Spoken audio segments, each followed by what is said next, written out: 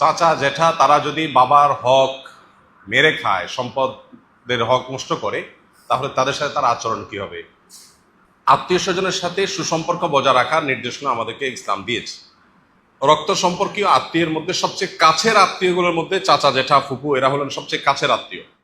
একেবারে বাবার দিককার আত্মীয় যারা, তাদের সাথে আমাদের আত্মীয়তার সম্পর্কটা সবচেয়ে গভীর এবং কাছাকাছি। অতএব চাচা জেঠা ফুপু তাদের সাথে সুসম্পর্ক বজায় রাখতে হবে এবং যথাসম্ভব তাদের সাথে সম্পর্ক ছিন্ন করা যাবে না। এখন প্রশ্ন হলো, তারা যদি আমার বা আমার বাবার হক মেরে খায় তাহলে আমি কি করব? ডেফিনেটলি তাদের চাইতে আমার বাবার প্রতি আমার দায়বদ্ধতাটা বেশি। অতএব বাবার হক মেরে খাওয়ার কারণে আমি অবশ্যই তাদের প্রতি আমার কষ্ট থাকবে, সেটা খুবই প্রাকৃতিক, এবং দুঃখ থাকবে, সেটাও খুবই স্বাভাবিক।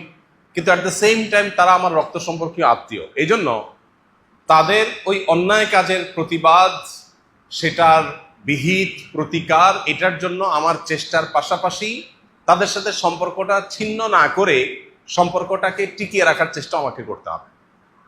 একটু কঠিন, একটু জটিল। একদিকে আমি আমার প্রতি, আমার বাবার প্রতি করা অন্যায়ের প্রতিবাদ করব, সেটার বিহিত চাইব, আবার অপরদিকে তাদের সাথে সম্পর্ক ছিন্নও করব না। এই জায়গাটাতে আমাদের থাকা দরকার, এবং এই জাতীয় জায়গায় এই উভয়মুখী আপনার প্রচেষ্টা, এটা একটু কঠিন হয়, কিন্তু এই কঠিন কাজটা করার চেষ্টা করা আমাদের দরকার।